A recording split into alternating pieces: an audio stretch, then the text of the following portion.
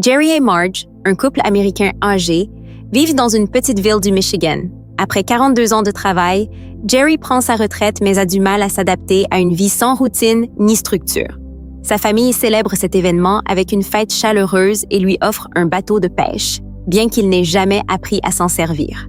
Malgré la joie de son entourage, Jerry s'inquiète pour l'avenir et pour leurs économies modestes accumulées au fil de décennies de travail acharné. En quête de sens, il commence à chercher de nouvelles activités et tombe sur une opportunité inhabituelle liée au système de loterie de l'État. Ils reçoivent donc les conseils de leur comptable Steve, qui gère leurs économies. Steve leur suggère d'investir dans la bourse, mais Jerry refuse, considérant cela comme un jeu de hasard et ne voulant pas risquer leurs économies. L'argent reste donc sur leur compte. Peu après, un incident survient avec le bateau de pêche de Jerry. En essayant de l'attacher à sa voiture pour aller au lac, il le fixe mal et la voiture recule dangereusement vers l'eau, provoquant des dégâts au bateau. Frustré, Jerry abandonne la pêche et passe son temps libre à errer dans la ville. Un jour, dans une épicerie, il découvre une loterie appelée Windfall, basée sur un système mathématique de correspondance de chiffres. Selon les règles, correspondre aux 2 derniers chiffres donne un ticket gratuit, 3 chiffres donnent un gain en argent et plus de correspondance augmente les gains. Grâce à ses compétences en mathématiques, Jerry commence à analyser le système et à faire des calculs. Il comprend finalement qu'en jouant à des moments précis de la semaine, il peut améliorer ses chances de gain.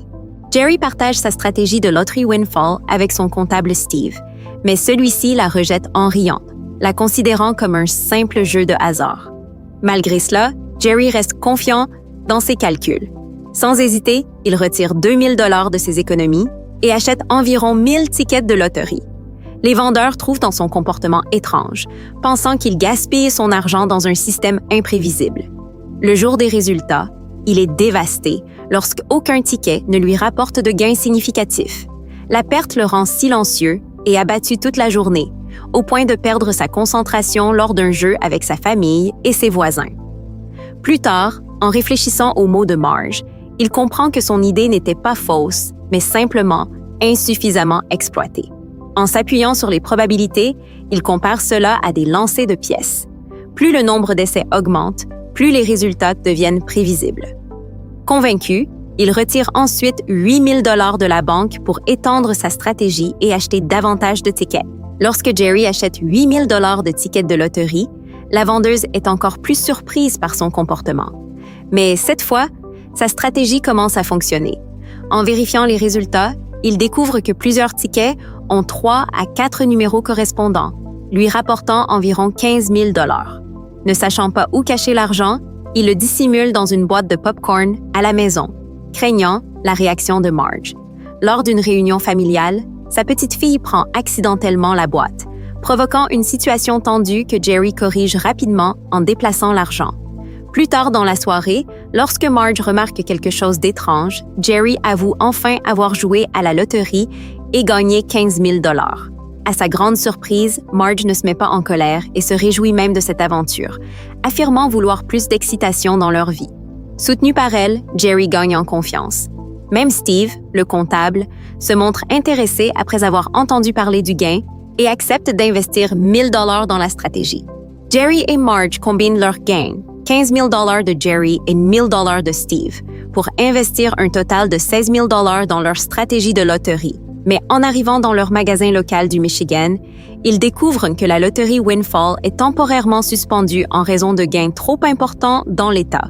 Ils décident alors de se rendre dans un État voisin où le jeu est toujours actif. Le trajet dure plus de 10 heures et ils prévoient de passer la nuit sur place pour vérifier les résultats. Sur place, ils achètent environ 8000 tickets et passent la soirée à vérifier les numéros à l'hôtel. Ils constatent plusieurs correspondances de 3 à 4 chiffres, estimant un gain d'environ 21 000 $. Après 2 réussites consécutives, ils sont convaincus que leur système est fiable et légal, puisqu'il repose simplement sur l'achat massif de tickets. Sur le chemin du retour, Marge demande à Jerry de s'arrêter près de leur ville. En regardant leur communauté discrète, elle souhaite utiliser leur succès pour aider les habitants, en impliquant les voisins dans cette stratégie collective afin d'en faire bénéficier tout le monde. Jerry et Marge transforment leur stratégie de loterie en un système organisé et créent un petit groupe d'investissement sous un nom dédié. Ils invitent leurs voisins et leur expliquent le fonctionnement de Windfall, gagnant leur confiance grâce à leur réputation dans la communauté. Convaincus par leurs résultats, les voisins investissent en espérant partager les profits équitablement selon leurs contributions. Ensemble, ils réunissent environ 4 000 $ et retournent dans le magasin hors de leur état, où Jerry avait déjà acheté de nombreux tickets. Le propriétaire Bill est surpris par l'ampleur de l'achat et plaisante en demandant s'ils sont des trafiquants de drogue. Jerry répond calmement qu'ils sont simplement des joueurs professionnels de loterie. D'abord réticent à cause d'une fête prévue, Bill propose finalement une collaboration. Après explication, il accepte d'aider et implique même un ami. Cette nuit-là, le groupe achète des milliers de tickets et laisse Bill s'occuper du tri. Le lendemain matin, Bill frappe à la porte de leur hôtel, réveillant Jerry pour annoncer les résultats. Le lendemain matin, Bill annonce une nouvelle incroyable à Jerry et Marge. Après avoir vérifié les résultats, ils découvrent un gain d'environ 80 000 $. Pendant ce temps, leurs voisins attendent avec Steve la confirmation des résultats et en apprenant que leurs investissements ont presque doublé, tout le monde explose de joie. Le groupe retourne dans sa ville et commence à distribuer les profits. Ce succès redonne vie à la communauté. Les habitants réparent leurs maisons, améliorent les rues et organisent même un festival de musique. Encouragés par ces résultats, Jerry, Marge et leur groupe continuent leur stratégie, se rendant régulièrement hors de l'État avec Bill pour acheter des milliers de tickets. Chaque cycle apporte des gains similaires, doublant souvent leurs investissements. Peu à peu, cette petite ville devient plus prospère et dynamique.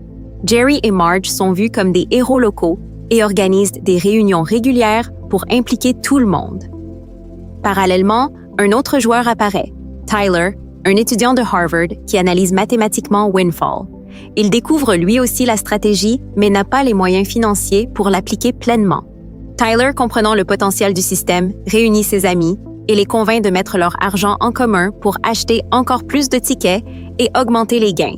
Son ami Eric l'aide à organiser le groupe et ensemble, ils reproduisent la même stratégie que celle de Jerry. Pendant ce temps, Jerry commence à s'inquiéter, pensant que tout jeu finit toujours par s'arrêter. Il craint que les autorités de la loterie découvrent leur activité et ferment le système.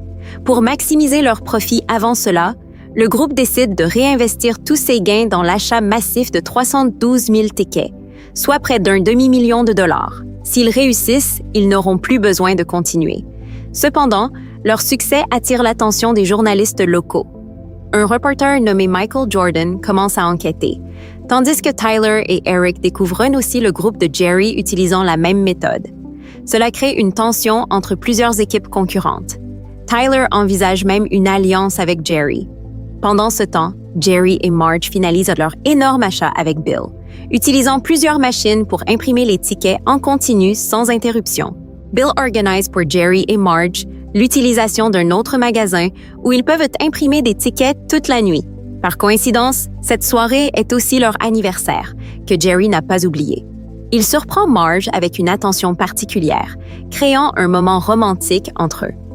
À ce moment-là, Tyler et Eric arrivent après avoir suivi leurs activités grâce aux données du système Windfall. En entrant, Tyler est surpris de voir le groupe de Jerry, s'attendant à des jeunes prodiges plutôt qu'à des retraités. Il propose une collaboration pour combiner leurs compétences techniques, mais Jerry refuse et préfère continuer seul. En partant, Tyler avertit que ce jeu ne repose pas uniquement sur les mathématiques et implique des facteurs plus complexes. Selon lui, une concurrence entre groupes crée des situations probabilistes difficiles à contrôler, qu'ils connaissent bien grâce à Harvard. Mais Jerry répond en expliquant précisément le fonctionnement du système.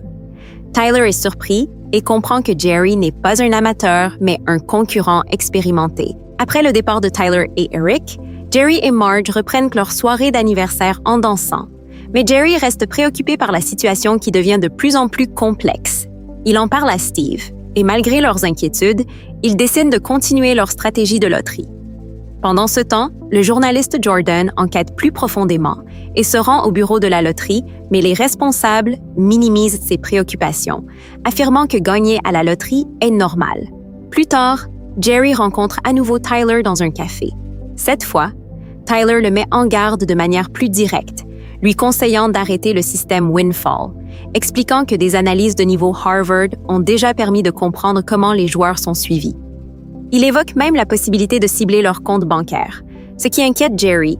Après cette rencontre, Jerry devient nerveux et commence à réfléchir aux risques.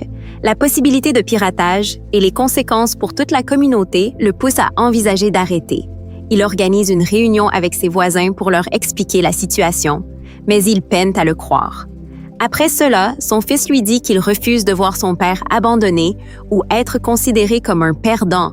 Une confrontation bouleverse Jerry lorsqu'on lui dit qu'il met en danger tout un village à cause de menaces de quelques étudiants. Bien qu'hésitant, il décide d'abord d'abandonner la loterie. Mais le dernier jour, Marge lui demande de réfléchir à nouveau, lui rappelant qu'elle ne l'a jamais vu abandonner ainsi. Elle insiste sur l'impact positif qu'ils ont eu sur la communauté et le convainc que le risque en vaut la peine. Touché, Jerry change d'avis.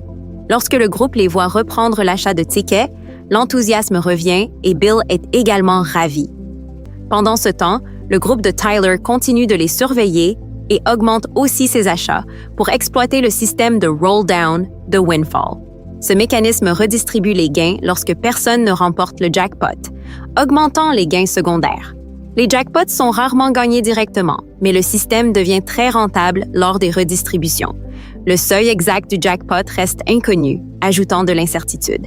La concurrence s'intensifie alors entre les groupes autour de cet avantage mathématique caché. Le groupe explique le mécanisme de roll-down de la loterie Windfall, où le comportement des joueurs influence les gains. Si le jackpot n'est pas remporté, l'argent est redistribué vers les niveaux inférieurs, permettant aux joueurs ayant plusieurs bons numéros de recevoir leurs gains habituels. Mais lorsque le seuil du jackpot est atteint, au lieu d'un gros gain unique, la somme est répartie entre les gagnants des catégories inférieures. Cela change fortement les profits attendus. Même ceux qui ont plusieurs bons numéros ne reçoivent pas le gain espéré, car le jackpot est partagé entre de nombreux gagnants. Par exemple, si le montant total atteint une limite, tous les gains sont divisés, réduisant les paiements individuels. Les gros investisseurs peuvent alors perdre de l'argent malgré des tickets gagnants. Tyler et Eric exploitent ce système en achetant massivement des tickets pour déclencher ce roll-down. Ainsi, les gains de Jerry et Marge ne doublent pas comme prévu. Quand Bill informe Jerry, celui-ci comprend immédiatement qui est ce responsable.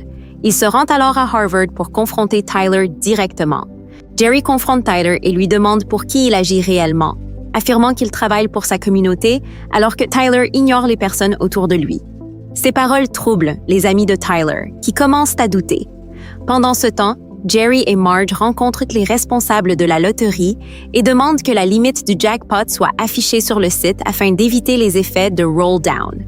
Les autorités acceptent. Le lendemain, Tyler et Eric sont choqués de voir ces informations publiques, rendant leur stratégie inefficace. Jerry et Marge reprennent les achats massifs de tickets, tandis que Tyler se retrouve seul, abandonné par ses amis. Il continue donc l'opération en solitaire, mais sans soutien. Avec le temps, le jeu ralentit naturellement et touche à sa fin. Le journaliste Jordan termine son enquête et interviewe Jerry. Celui-ci raconte toute la vérité sans rien cacher. Jordan est impressionné par leur volonté d'aider la communauté. Mais lorsque l'article est prêt, son éditeur hésite à le publier, incertain de la réaction du public face à cette histoire inhabituelle. L'éditeur publie finalement l'article, mais remplace le nom de Jerry par celui de Tyler et présente ce dernier et ses amis comme les découvreurs de la stratégie de loterie. L'article devient viral et se répand rapidement dans tout le pays. Le lendemain matin, Jerry voit les machines à imprimer les tickets retirés du magasin de Bill. Celui-ci explique que les autorités ont fermé la loterie après la une du journal montrant Tyler. Le père de Tyler découvre la nouvelle et lui demande de quitter Harvard pour rentrer chez lui, déçu par la situation et les conséquences médiatiques. La réputation de Tyler en souffre. Jerry, lui, n'est pas profondément affecté par la fin du jeu, car la communauté a déjà bénéficié de leurs gains. Les habitants réagissent positivement à l'arrêt de la loterie et célèbrent la situation, plusieurs ayant désormais assez d'argent pour créer leurs propres entreprises. Jerry et Marge sont honorés comme des héros locaux. Au total, leur groupe gagne environ 27 millions de dollars, investis principalement dans la rénovation de la ville. Jerry devient reconnu au niveau national. Le film se termine par une grande célébration dans la ville,